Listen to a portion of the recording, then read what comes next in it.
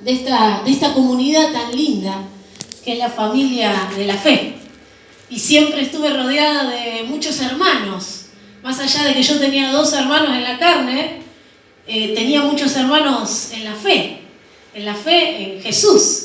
Y esas eran mi familia, ¿no? Y la verdad que estoy tan contenta de poder tener esta charla hoy porque yo sé que te puede bendecir, porque a mí muchas prédicas, muchas charlas que han tenido, muchísima gente que he visto predicar, han sido de mucha bendición para mí. Amén. Yo vi predicar a gente de todos los colores, de todos los géneros, altos, bajos, gordos, flacos, de todos los países.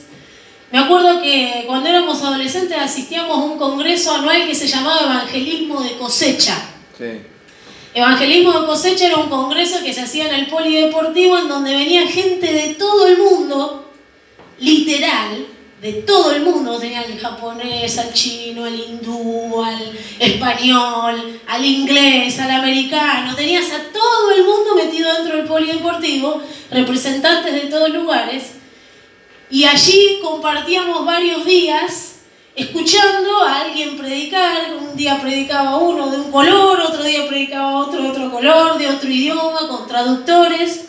Y era tan lindo poder estar y recibir toda esa atmósfera que se vivía en ese momento y experimentar todo eso, la presencia de Dios que había en ese lugar. Y escuchando a quienes estaban predicando. Y yo tenía 16 años, 15, 17. Y la verdad que sentía eso y para mí era hermoso cuando llegaba el momento del año en donde venía Evangelismo de Cosecha, ¿sí? Y cuando escuchábamos y nos manejábamos con el inglés, porque el idioma común entre todos era el inglés. Entonces, como mi mamá y mi papá nos mandaron a inglés desde chiquitos, nosotros aprendimos a los 6 años a leer y escribir en castellano y en inglés porque mamita nos mandaba inglés. Y nosotros rezongábamos, pero todos los días teníamos que ir inglés. Pero después nos sirvió, porque en Evangelismo de Cosecha yo hablaba con el inglés, con el chino, con el hindú, en inglés. Y nos pasaba que también venían a casa, cumplíamos la función de hospedarlos. Entonces, bueno, a ver, viene gente de todo el mundo, vamos a hacer una reunión y ¿dónde los podemos hospedar? Porque no le vamos a hacer pagar hospedaje acá en Mar del Plata. Entonces, un día recibimos una persona de Nepal, ¿no? Era de Nepal, otro día recibimos a otra persona de otro país y convivíamos con todo eso. Y la verdad que personas a hablar de Cristo, predicaciones, lecturas de la Biblia, aprendizajes, recibí de todos lados. Íbamos a la escuela dominical. Para el que no sabe, la escuela dominical es una escuela, pero los domingos. Y esa escuela dominical es en donde te enseñan la palabra de Dios, abrían la Biblia y nos contaban acerca de la palabra de Dios. Y nos contaban historias, David y Goliat, y todas las historias de la Biblia que muchos de nosotros conocemos y nos enseñaban acerca de Jesús. Y tuve muchísimas maestras de la escuela dominical. Entonces imagínense que con el paso de los años hice capacitaciones, estudios, seminarios, traté de nutrirme de todos lados donde podía. Y fui escuchando muchas veces hablar de la Biblia. Sobre cualquier pasaje abrían, Salmo 23, el Señor es mi pastor, nada me falta, en lugares de delicados pastos me hará descansar. Y yo decía, voy otra vez el pastor que predica el Salmo 23, ya lo conozco, lo vengo escuchando desde que nací, tengo 41 años, aunque parezca de 25, tengo 41 años. Hablar del Salmo 23 toda la vida. Y una vez se lo planteé esto yo a mi mamá y le dije, vos sabés que a veces yo digo, escucho a veces predicar sobre la misma palabra, el mismo pasaje, y yo esto ya lo escuché. Y me decía mi mamá, mira, no importa quién esté adelante tuyo predicando, no importa quién esté hablando, no importa cuántas veces haya escuchado el pasaje del que está hablando el pastor, la pastora, el líder, el encargado de turno, no interesa. Vos presta atención porque en algún momento, en alguna frase, en algún punto, Dios te habla. Amén. Entonces vos no mires tanto mi persona, estoy un poco gordita, no importa. Vos no prestes tanta atención a eso. Vos prestá atención a lo que yo hoy tengo para decirte. Quizás muchas de las cosas que voy a decir las sabes, pero en algún momento, en algún punto de esta charla de hoy, Dios te va a hablar. Amén. Y vos te vas a llevar de este lugar algo. Entonces tu deseo tiene que ser, cada vez que venís a la iglesia, Señor, yo te pido no salir igual que como llegué. Yo quiero salir transformado de este lugar. Porque si yo vengo y salgo igual a como llegué, fue todo en vano. Hace que valga la pena el hecho de que estés sentado en ese lugar. Amén. Pone toda tu atención en esto que Dios quiere hablar a través mío, porque el Señor quiere decirte algo. Yo sé que vos sos buena tierra y que la semilla que vamos a plantar desde acá va a dar mucho fruto. Amén. ¿Sí? Amén. Yo le puse a mi hermosa sobrina Beli, que hoy se vino muy bien peinada, le puse a esta charla saber o experiencia.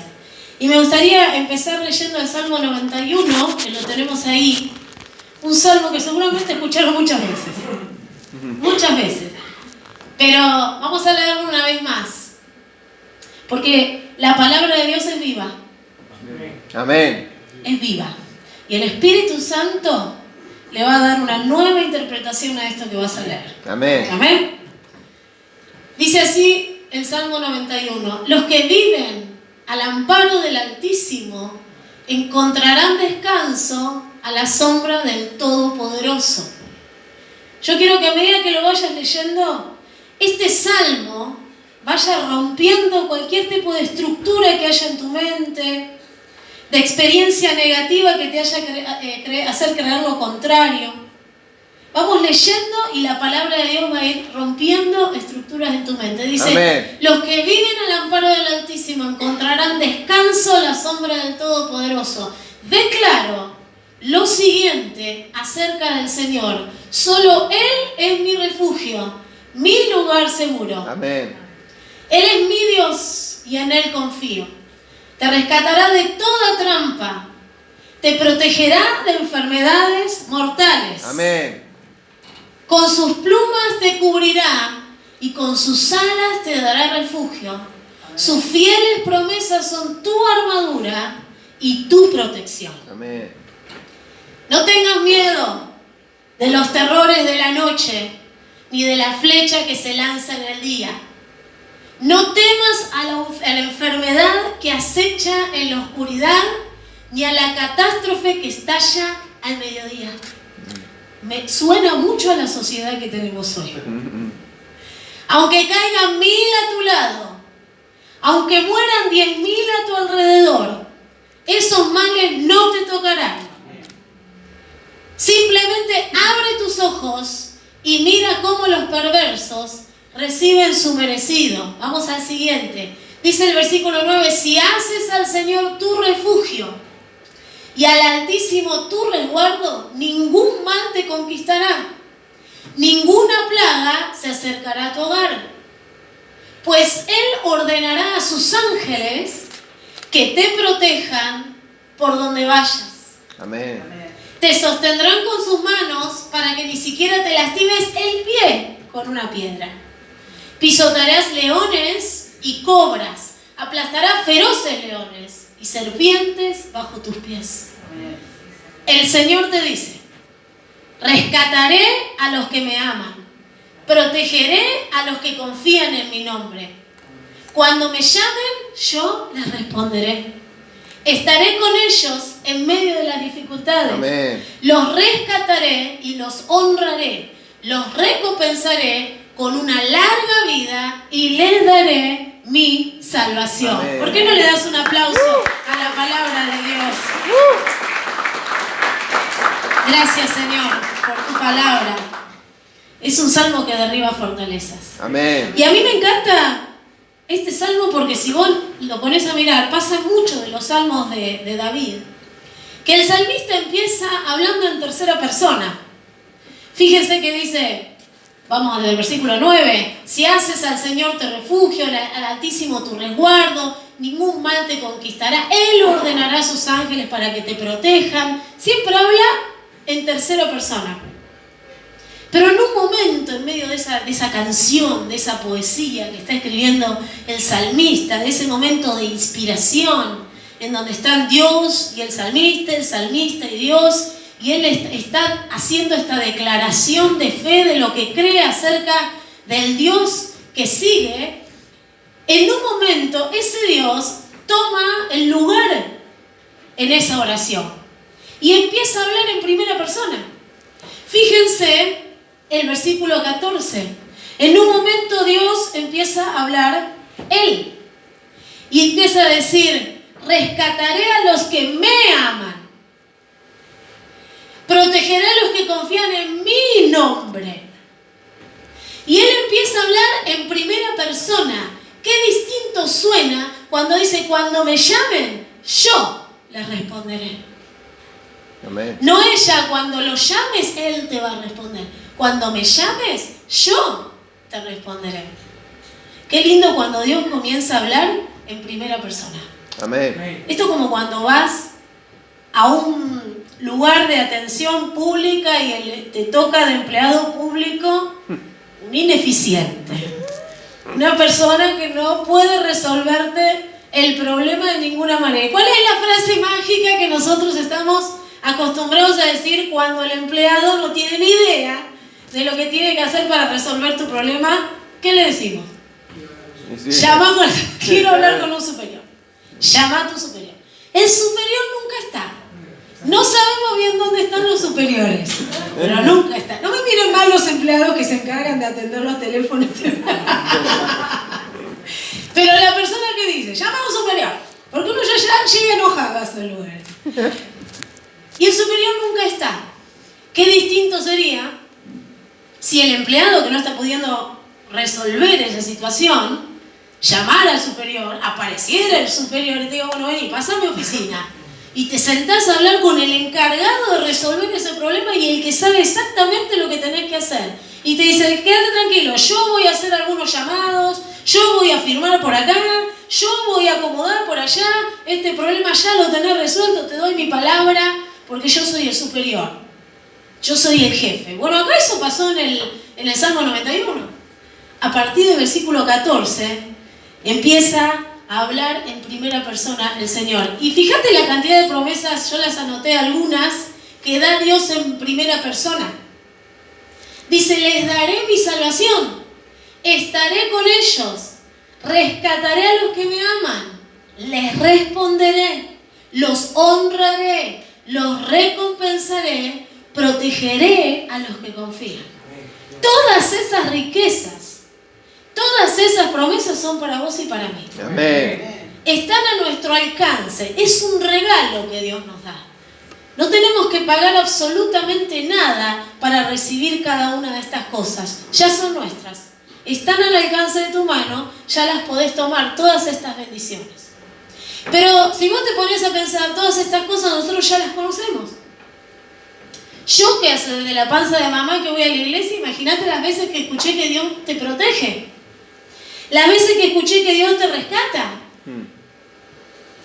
Pero hasta la persona más incrédula, cuando se encuentra en problemas, mira para arriba y dice: protégeme, Señor, con tu espíritu. No lo sabe. Todo el mundo sabe, aunque no crean en nada, que de última tenemos al barba, como le dicen algunos. Porque Él te puede rescatar. ¿Cuántos dicen, bueno, cadena de oración? Y porque saben que Dios te puede responder. Todos lo sabemos, que Él nos va a recompensar, que nos dio la salvación. Lo sabemos todos. Esta charla que yo titulé Saber o Experiencia, bueno, yo te estoy hablando del saber en este momento. Todos sabemos eso. Ahora, ¿cuántos experimentamos estas riquezas de Dios en nuestras vidas? ¿Cuántos de nosotros experimentamos lo que es vivir llenos de la presencia de Dios y disfrutar de la experiencia que te da caminar tomado de la mano de Dios? ¿O solo estamos viviendo en el saber? ¿Es saber o experiencia? Dios te rescata, ¿es saber o experiencia? Sí, Dios me salvó. ¿Lo sé o lo estoy experimentando? Me acuerdo que una vez me tocaron el timbre de casa, era un testigo de Jehová, y él, me acerqué a escucharlo con respeto, y me empezó a contar acerca del cielo y del paraíso donde podíamos llegar a estar y demás, y de todas las cosas buenas que podía traer el hecho de irnos con Dios al cielo. Porque la pregunta que me hacía era, ¿vos sabés lo que pasa una vez que vos te morís? Y yo me acuerdo que yo le dije, yo sé lo que pasa una vez que yo me muero, pero ¿por qué esperar hasta morirme para experimentar todas estas cosas que vos me estás diciendo? ¿Por qué no puedo empezar a vivir todas esas riquezas ahora? ¿Tengo que esperar hasta morirme? De acuerdo a lo que yo creo, le contesté, yo ya puedo caminar en medio de esa salvación, de ese rescate, de esa honra que te da Dios, de esa gloria. Yo ya lo puedo hacer. No es necesario que mueras para experimentar la presencia de Dios. Ahora, es decisión tuya quedarte en el saber o en la experiencia. Quiero decirte que es decisión tuya literal. Dios es un Señor y te dio libertad de decisión.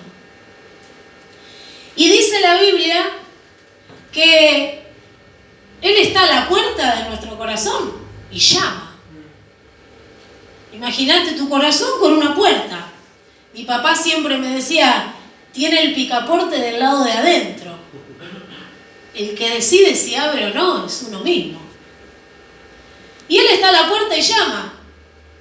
Y dice la Biblia, el que le abre, Él entrará en él, cenará con él. Entonces Jesús entra. ¿Por qué? Porque yo le abro la puerta. Vos tenés que pensar en la decisión que vos tomaste para tu vida, como yo tengo que pensar en la decisión que yo tomé para mi vida. ¿Vivir en el saber o en la experiencia? Yo me acuerdo el momento exacto en donde, y lo tengo muy patente en mi memoria, en donde yo le abrí la puerta a Dios para empezar a experimentar su presencia.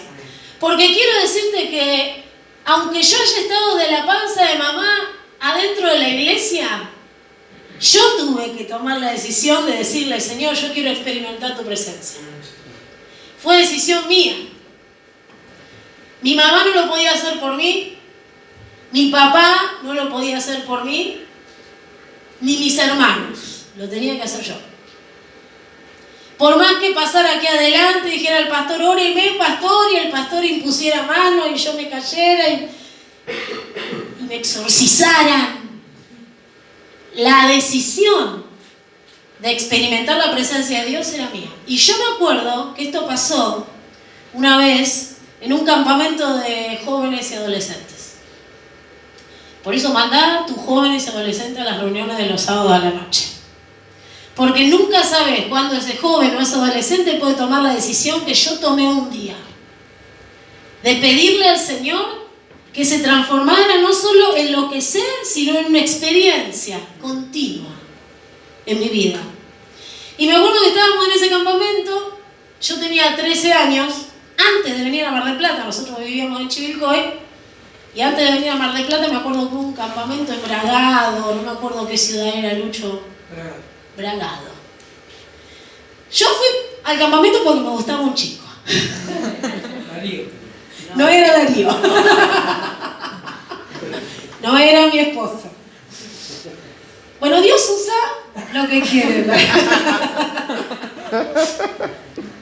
Y fui a ese campamento porque me gustaba el muchachito. Y resulta ser que en ese campamento estábamos en una ronda, en un momento, el famoso fogón, y pusimos la madera que nos hacían traer a nosotros, ¿no? Y me viste, siempre el encargado no hace mucho. Vayan a buscar madera, corten árboles. Y pusimos y prendimos el fogón, y siempre había algún guitarrista, que debía ser mi hermano o alguno de los que estaba por ahí, tocando, ¿no? Y empezó a sonar la música. No hay nada más lindo que el fogón y la música sonando y todos rodeando ese fogón. y estando en un campamento y que tu papá y tu mamá no están, era todo tan lindo. Estaba el chico que te gusta, bueno. Y resulta que estábamos en campamento y en un momento empezamos a cantar, no me acuerdo qué canción, pero una alabanza a Dios. Y yo empiezo a relojear así la ronda, buscando al muchacho. ¿Dónde está? Y en un momento me detengo en una chica. En una chica que estaba formando parte de esa música y ella tenía esta postura así. Sus ojos cerrados y sus manos levantadas. Mira, yo puse ahí unas imágenes, ¿ven? Muy similar a esto, ¿no? Y estaba... No cantaba, sino que estaba muy como concentrada en lo que estaba pasando. Y yo que venía cantando desde que me llamaban a la televisión, ¿se acuerdan? Yo iba con el corito de niño, canté en Navidad, Pascua, yo cantaba en todos lados. Nunca había experimentado lo que le estaba pasando a esa chica. Estaba así. Y yo me acuerdo que la miré y dije, ¿qué estará sintiendo? ¿Por qué está así? ¿Por qué tiene la necesidad de estar con los ojos cerrados, con el mentón hacia arriba, con las manos abiertas, con esa expresión de sí, es acá donde quiero estar? Esa expresión de amor en el rostro. ¿Qué estará sintiendo esa persona? Y en ese momento, yo dije, yo quiero sentir eso. Yo quiero experimentar lo que le está pasando a esa chica. No lo dije en voz alta, no fue una oración, solo lo pensé. Y Dios dijo, bueno, ahora sí. Porque Dios en muchas ocasiones está en esta postura con nuestra vida. Esperando que nosotros lo dejemos. Y cuando yo le dije, yo quiero experimentar eso que está experimentando esa chica, entonces él hizo, por fin, ahora puedo empezar a trabajar. Y pasó. Cuando nos vinimos a vivir a Mar del Plata, nosotros estábamos en una iglesia donde había un grupo de personas que todas estaban así,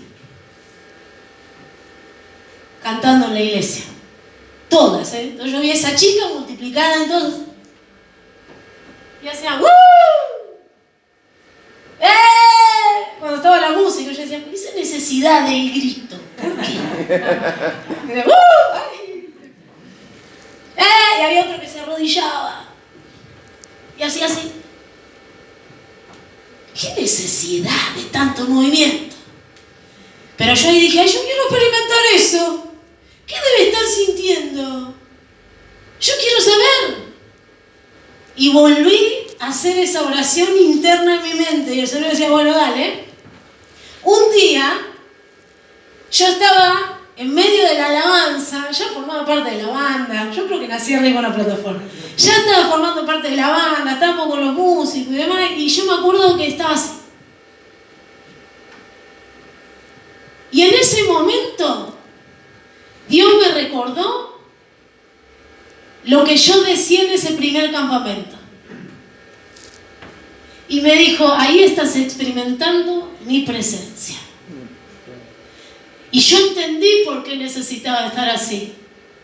Primero porque mi Dios es grande. Y necesitaba expresarlo con el cuerpo. Después porque mi Dios es un Dios altísimo. Necesitaba expresarlo levantando el mentón. Tercero porque sentía que lo amaba. Y tenía que poner la mejor cara de amor que tenía, de pasión. Y empecé a experimentar la adoración a Dios, pero no por saberla, porque yo los cánticos me los sabía todos. Por vivenciar, por sentir la presencia de Dios. Y ahí le di permiso a Dios para comenzar a experimentar el caminar con su presencia. Amén. En mi vida de adulta empezaron a pasar tantas cosas, pasé por muchas cosas. Sobre todo enfermedades feas y muy dolorosas. Si yo me quedaba con el saber, yo estaba postrada en una cama. Pero como decidí experimentar las riquezas de Dios para mi vida, yo estoy acá firme sobre mis pies. Amén. Porque me habían diagnosticado lo peor. Y el peor de los finales también. Sin embargo, yo dije, la Biblia dice otra cosa de mí. Y yo no voy a experimentar lo que dice el médico que yo voy a experimentar. Yo voy a experimentar lo que dice Dios que yo voy a experimentar. Amén. Porque yo creo en sus promesas. Amén. Una vez estábamos en Chivilcoy pasando un muy mal momento económico, mi familia. Mi padre ya en los últimos tiempos, donde después ya nos vinimos para Mar del Plata, la estábamos pasando mal. Y me acuerdo que nosotros volvíamos de la iglesia y había olor a asado. Y decíamos, ay, Dios quiera que ese asado venga de mi casa, que ese olor venga de mi casa. Y no, en mi casa había sopa. Entrábamos y nos inundaba un olor a sopa de verdura espantoso. Y resulta que nos sentamos a la mesa y nosotros siempre damos gracias a Dios por los alimentos. Cuando vos te sentás a la mesa, la costumbre desde chiquita es decir, bueno, si tengo algo sobre la mesa, yo tengo que dar gracias. O vos arrancás a comer de una.